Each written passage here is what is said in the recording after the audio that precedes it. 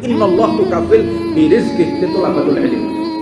Allah itu mengcover langsung rezekinya orang-orang yang duduk di majelis taklim. Yakinilah. Ini tertuang di dalam kitabnya Nasoih gini ya, Imam Abdullah bin Ali al-Haddad dalam kitabnya. Allah itu akan langsung memberikan perhatian khusus rezekinya orang ketika dia duduk di majelis taklim. Rezeki itu banyak, bisa kesehatan, bisa keselamatan, bisa karir, bisa keuangan, ekonomi dan lain sebagainya. Rezeki itu banyak. Jangan berpikir rezeki itu hanya ekonomi, duit, gaji, pendapatan. Tidak, Anda selamat itu rezeki. Teruskanlah perjuangan demi agama. Ilmu walau bisin. Tuntutlah ilmu sampai ke negeri Cina. Utlubu ilma walau bisin. Ini ada beberapa definisi. Menurut para salaf kita, tuntutlah ilmu sampai ke negeri Cina, ini maknanya adalah makanin bahid, yaitu tempat yang sangat jauh. Terjemahan yang kedua, ajarkanlah ilmu ini sampai ke negeri Cina. Terjemah yang ketiga, tuntutlah ilmu sampai ke tempat Cina sana. Jadi ada 3 terjemah. Yang paling kuat dan yang paling dipedomani adalah makanin bahid, yaitu tempat yang sangat jauh. Jadi jangan gentar, jangan kita beralih, jangan kita putus semangat, tuntutlah ilmu walaupun di tempat yang sangat jauh sekali. Karena seseorang menuntut ilmu ini adalah rezeki, Pak. Rezeki itu ada yang sifatnya temporer, ada yang sifatnya kekal abadi. Rezeki yang sifatnya temporer itu apa? Jabatan temporer. Anda menjabat, kalau di negara Indonesia konstitusinya 5 tahun, Anda harus berganti. Kalau rezekinya harta, sewaktu-waktu itu akan hilang dengan kebakaran, dengan musibah. Ada juga rezeki rumah, ada juga rezeki keluarga. Keluarga itu juga rezeki, punya istri, punya anak, itu rezeki, pemberian dari Allah, anugerah dari Allah. Sewaktu-waktu bisa hilang, sewaktu-waktu bisa musnah. Namun pada malam hari ini Allah Subhanahu wa ta'ala memberikan kita rezeki yang sifatnya kekal abadi, yang akan kita bawa mati, yaitu rezeki ilmunya Nabi Muhammad SAW. Sampai mengatakan Nabi Muhammad, fawalladhi nafsu Muhammadin biyadih, demi Allah yang rohnya Nabi Muhammad ada di genggamannya, genggaman Allah. Man habba an yamdura utaqa illahi minan nar falyandur muta'allimin. Barang siapa orang yang ingin tahu, orang yang pasti, Nabi Muhammad ini bersumpah, fawalladhi nafsu Muhammadin biyadih, demi rohnya Nabi Muhammad yang ada di genggaman Allah, saya bersumpah, kata Rasulullah. Barang siapa menginginkan orang-orang yang pasti terbebas dari api neraka, dia tidak akan pernah disentuh oleh api neraka. Siapa mereka? Orang-orang yang di masa di dunia mendapatkan kesempatan duduk di majelis taklim. Falyandur ala muta'allimin. Sampai diceritakan ketika nanti di yaumul akhir, di hari akhir, itu ada beberapa golongan di mahsyar. Sebelum ke yaumul hisab itu di mahsyar. Mahsyar itu semua manusia dibangkitkan tanpa terkecuali. Setelah dimatikan dengan tiupan sangkakala, kemudian dihidupkan lagi. Semua manusia dihidupkan, dikumpulkan seperti padang mahsyar, seperti di lapangan yang tanpa terbatas. Disitulah Allah menampakkan bagaimana hambanya yang asli di dunia, hamba-hamba yang tidak bisa pencitraan lagi, tidak bisa berkhilah lagi, tidak bisa alasan lagi, ditampakkan. Dan seluruh badan yang pernah berada di tubuh kita akan dikembalikan lagi, termasuk apa? Kuku. Anda kan potong kuku, makanya potong kuku itu sunnahnya hari Senin, Kamis, Jumat. Selain hari itu garai fager, garai kiri. Mana sampai nggak suge-suge lek ngetoki kuku selain dino Senin, Kamis, Jumat. Selain itu garai kiri, wis mesti iling-iling, masalah dunia mesti iling, percaya mbak aku. Kemudian kuku ini akan dikembalikan, rambut yang kita potong itu akan dikembalikan lagi oleh Allah, ditempelkan lagi. Tidak bisa kita membayangkan bagaimana bentuknya. Namun seluruh organ yang telah Allah titipkan kepada kita itu bisa memberatkan dan bisa meringankan. Kalau itu berbentuk kuku, yang mana kita biasanya potong kuku, kemudian pakai cuci wudhu gitu, itu akan berbentuk dengan cahaya. Pada saat itu keadaan yang sangat genting sekali. Matahari yang sekian jauh jaraknya udah panas seperti ini. Pada saat itu hanya cuma 1 jengkal di atas kepala matahari. Panas sekali, luar biasa.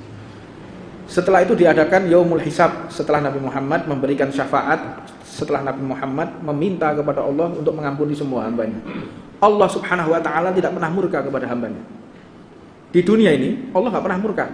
Adapun yang namanya alam ini bergejolak seperti longsor, kemudian banjir, gunung meletus, ini hanya gejala. Allah murka itu disimpan sama Allah. Marahnya Allah itu disimpan kapan? Di Yaumul Mahsyar. Itu Allah tampakkan kemarahannya, murkanya ditampakkan oleh Allah. Nah, sehingga manusia ini ditelantarkan oleh Allah Subhanahu wa taala. Telantarkan. Nabi Muhammad memohon kepada Allah untuk mengampuni seluruh hambanya, maka diadakan Yaumul Hisab. Disitulah orang itu diadili oleh Allah. Ahkamul hakimin, diadili. Seluruh organ kita memiliki lisan. Mata punya mulut. Telinga punya mulut. Tangan punya mulut. Jadi nggak ada orang yang bisa dusta. Semua bersaksi atas apa yang telah kita lakukan selama di dunia. Semuanya. Jadi mau bantah, nggak ono nyewa pengacara, nggak ono dewono. Sampai nyewa lawyer kaiso. Anda mau bertanggungjawabkan apa telah dilakukan selama di dunia. Semuanya memiliki lisan, punya mulut semua. Nah, ditimbang oleh Allah, dihisab. Dan manusia juga melewati yang namanya Shiratal Mustaqim. Ketika melewati Shiratal Mustaqim, itu berbentuknya hamba itu banyak. Ada yang dengan merangkak, jembatan yang nggak mungkin dilalui oleh akal sehat, nggak mungkin. Jauhnya mungkin ribuan kilometer, mungkin jutaan kilometer jauhnya jembatan tersebut. Itu ketika dilalui nggak masuk akal, Pak. Siapa orang yang mampu? Tipisnya 1 rambut dibagi 7, 1 helai rambut dibagi 7. Shiratal Mustaqim. Bawahnya adalah dasarnya neraka. Naudzubillah min dzalik. Maka diriwayatkan ada orang yang lewat dengan berlari. Ada orang yang berlewat dengan menggunakan kendaraan. Ada yang lewat terus kemudian jatuh terpeleset. Naudzubillah min dzalik. Allahumma shalli wa iyyakum. Mudah-mudahan kita diberikan selamat oleh Allah. Ada yang lewat seperti kilat menyambar. Begitu di depan jembatan langsung masuk ke surganya Allah. Sehingga bertanya para malaikat itu, siapa mereka itu yang tidak melewati jerih payahnya Shiratal Mustaqim, langsung masuk surga? Siapa mereka? Diskusi antar malaikat. Maka satu malaikat ini bertanya kepada malaikat Jibril, dan malaikat Jibril pun mendengar suara dari neraka. Wahai Jibril, aku mendengar suara pertanyaan dari anggotamu, anggota malaikat yang lain. Engkau menanyakan kenapa orang-orang ini masuk ke dalam surga dengan seperti kilat menyambar. Iya, itu karena permohonanku kepada Allah. Aku memohon kepada Allah agar orang-orang tersebut segera masuk surga. Kalau tidak, aku akan dipadamkan oleh Allah. Aku akan mati kalau kena orang itu. Siapa mereka? Semasa di dunia dia mendapatkan kesempatan untuk duduk di majelis taklim. Allahumma sholli ala sayyidina Muhammad. Di dunia dia mendapatkan kesempatan duduk bersama Rasulullah. Anda duduk di sini itu bukan bersama siapa, tapi Anda bersama Rasulullah saat ini. Anda hakikatnya bersama Nabi Muhammad, mendapatkan nurnya Rasulullah, mendapatkan cahaya Nabi Muhammad. Allah telah bagikan nurnya Rasulullah, ilmunya Nabi Muhammad masuk ke dalam tubuh Anda. Dibagikan, ini rezeki nih, Pak. Rezeki yang dapat menjamin kita selamat ketika nanti di akhirat. Itu rezeki ilmunya Nabi Muhammad.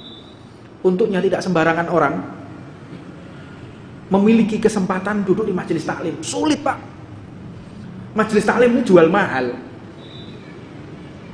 Enggak semua orang dipilih oleh Allah seperti panjenengan hadir di majelis taklim, meluangkan waktu, duduk, mendengarkan, menimba ilmu. Luar biasa. Sampai dikatakan oleh Allah Subhanahu wa taala dalam hadis qudsi, "Innallaha tukafil birizqi li thalabatul ilm."